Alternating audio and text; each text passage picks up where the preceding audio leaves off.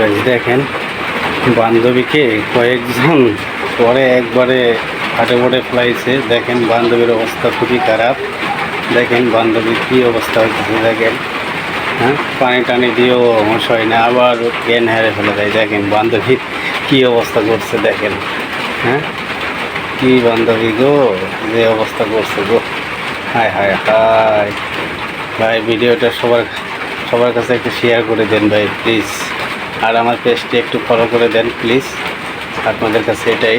দেখেন নতুন নতুন ভিডিও পাইতে আমার পেজটি একটু ফলো করে দেন প্লিজ। দেখেন বান্ধবীর কী অবস্থা ভাই, দেখেন দেখেন বান্ধবী, হায় হায়।